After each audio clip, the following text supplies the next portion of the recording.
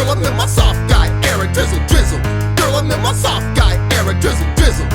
My girlfriend and I have been dating for 5 months, and it's been going pretty good. But she does one thing that bothers the heck out of me, even though she swears it has nothing to do with me. Whenever I sleep over, she'll wait until I fall asleep, and then she'll go into her living room and sleep on the couch, leaving me in her room to sleep in her bed. I've asked her about this multiple times, and she says it's because she snores and she doesn't want to wake me up. But the handful of times she has fully slept with me through the night, I've never heard her snore. And even if she did, I am a heavy sleeper, so it wouldn't bother me, which I've told her multiple times.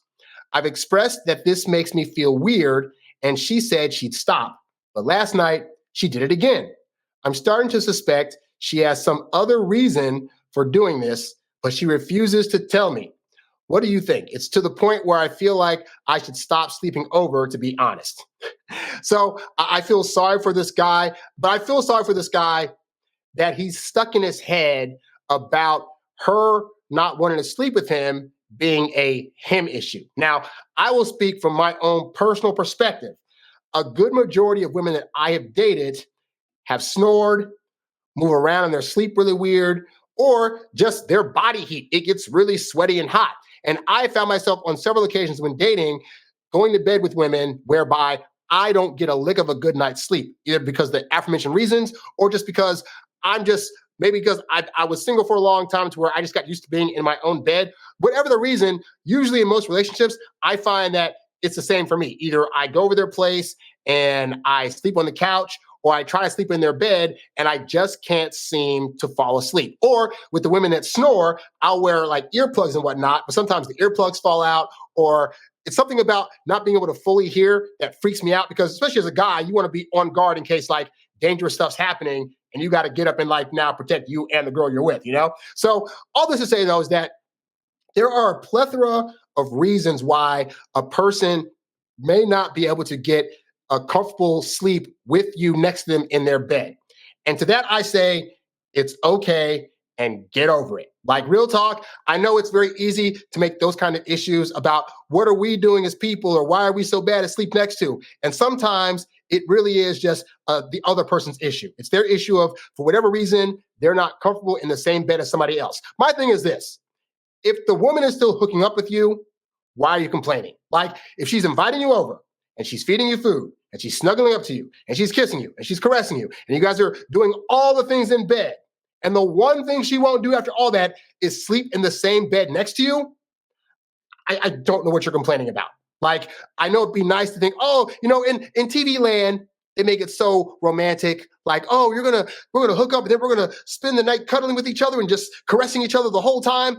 And that is a reality that you need to get out of your head, because there's a wide range of people, both men and women, that just cannot sleep that well functionally next to a person in bed. That does not mean that they like you any less. It's not a commentary on how you are as a person or what you're doing in bed. And hey, let's say for the sake of argument, it is. Let's say, unbeknownst to you, guy, you are accidentally snoring a lot, or I've been told by women sometimes that I occasionally talk in bed. That running commentary could be like a thing that keeps them awake. Like there could be any number of things that maybe you are doing in bed that you notice isn't making her leave the relationship. It's just making her want to leave your bed. Now, I've had this issue with women where, again, it's hard for me to sleep next to them, and they might get a little butthurt in the beginning. You know what I tell them? I say, you either get the version of me where I sleep next to you, I don't get a good night's sleep, and I'm cranky, or we hook up, have fun, and then I go sleep elsewhere, and I wake up refreshed, and we can continue to have a great time. And most women I find would rather have me be the happy-go-lucky person versus the, I'm tired all day, I'm cranky, I'm moody, I consciously know that I like her, but I don't want her around me right now because I'm just so freaking tired. And so for this woman, it could be the same. We don't know, again, what the issue is. And maybe she's being honest and saying, I just don't like sleeping next to people. Or maybe she's trying not to hurt your feelings and it's something you are doing. Either way, do not make this a big deal. I can assure you there are women out there that in the long run will be happy to live with you, marry you, while having separate bedrooms so you can get your own separate sleep, okay? But don't push this issue, because even though it's hurting your feelings and you feel some kind of way about it, this is not a thing that you need to be selfish over. Like you saying, if she doesn't sleep next to me, I feel some kind of way. Dude, you're not taking into account that she needs good sleep also. And again, if she's doing all the other things and the one thing she's not doing is sleeping next to you, I say get over yourself. It's not a big deal. There are bigger issues that women will bring to a relationship, like baggage or ex-boyfriends or all these other things, and you're concerned about, well, she won't sleep next to me after we do all the things in bed. Dude, like, you're not going to get 100% of everything you want out of a person. This is one of those things that I would say, let it go and don't make it a bigger deal than necessary, all right? So hopefully that helps you out. So we got a question in the chat, and the question goes, I fell asleep on a call with a girl, was wondering what you thought some pros and cons were. Also, how do I respond when a girl talks about her trauma? I don't want to seem like a robot just saying that sucks on repeat. All right. So the first question, you fell asleep on a call with a girl. I would say don't do late night phone calls. Look, in high school, I was not really the on the phone guy. My brother was very much a on the phone, all hours on end with girls. But my mom had a curfew for us regardless, which is that at 9 o'clock at night, it is a school night. You don't need to be talking to anybody, especially, to be fair, back in our days, we only had landlines. We didn't have cell phones. So it's like my mom didn't want to hear the phone ringing at past 9 o'clock at night when she had to now be up to hear all these phone calls. So it's a different age now, but suffice to say, I would make it a note not to accept phone calls after a certain time when you know you're going to be tired. Now, as for the pros and cons, this goes back to like, it really depends on what your reaction is. If you fall asleep and you're like, oh my God, I'm so sorry, I didn't mean to. Now she's going to subconsciously be like, oh, that was a bad thing. She's going to have hurt feelings. Versus if you joke it off like, oh man, like, sorry, I knocked out. Man, like I was thinking about how cute you were and I just was just going into dreamland. My bad. Now you're reacting to it in a positive way to where she would now take it positively. So it really boils down to how are you reacting to it when you do it? Don't rely on her reaction. She's looking to see what your reaction is going to be to that. As to your second question, how do you respond when a girl talks about her trauma? I don't want to seem like a robot just saying that sucks on repeat. So the good part is, I guess, if a woman is talking about her trauma, it means that she's willing to open up to you. But I have also found, Guy, to be honest with you, that women will talk about their trauma with anybody. So you're going to be thinking, oh, she's opening up. This is great. But she's really like telling her trauma to her girlfriends, her best friends, her family, any guy that's a friend of hers that is willing to listen to her.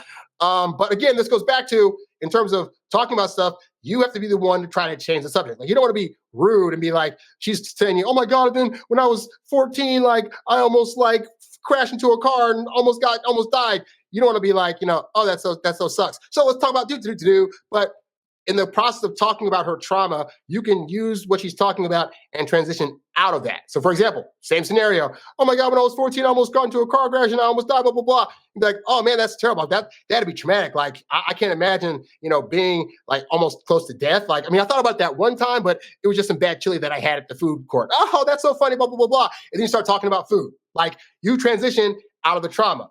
But here's another interesting note, right? And this is a good thing to learn while you're young, is that if a woman is consistently talking about trauma, where like every time you see her, it's trauma this, trauma that, trauma this, that is not the kind of woman you want to date, because it's going to go from you're trying to console her to where it's like you're now her therapist and counselor, to where she's a Debbie Downer because she's complaining all the time. And then what's inevitably going to happen is you're going to start to hear stories where it's like, it sounds like there's trauma, but you realize that she had a hand in causing some of that trauma in the first place. And then it's going to transition over to when you guys have a disagreement or a fight of some kind. She's going to be like, oh my God, you're triggering me. Oh my God, trauma. So then you learn like, oh, she's the person that likes to draw in trauma and call everything trauma. So it's not that people can't go through trauma and can't go through things, but be mindful of women that are always talking about trauma, because I can assure you they have excessive baggage and it's going to eventually reflect on you in a negative way. And you don't need that energy. Like, there are women that'll go through traumas and say like, yeah, but I endured, and let's talk about something else. You want those women that, they have trauma, they realize that they had to be the ones to work past it. They've done the work and now they're in a better place. Women that are constantly in trauma are Debbie Downers, and they will drag you down. Do not stay with them long-term if you notice it keeps happening, okay? This is where it goes to, I know as a guy, you want to be in superhero cape mode. You want to be like, oh my God, I'm going to make her feel better. Some women are going to just keep bringing trauma after trauma after trauma. And no matter how much you try to be their Captain Save them, they're not going to get out of that traumatic space. And it is not your job to get them out of that space. So learn that now, so you won't make the mistake that most guys make, which is, I'm going to be the different guy and save her. And then they stay with a girl for 10 years who's all trauma. So hopefully this answers your question. You's a bad boy, but you can't stop, won't stop. You a high earning, high value, high class man. You a high earning, high value, high class man. You a high earning, high value, high class man. You a high class man. You a high class man. You a high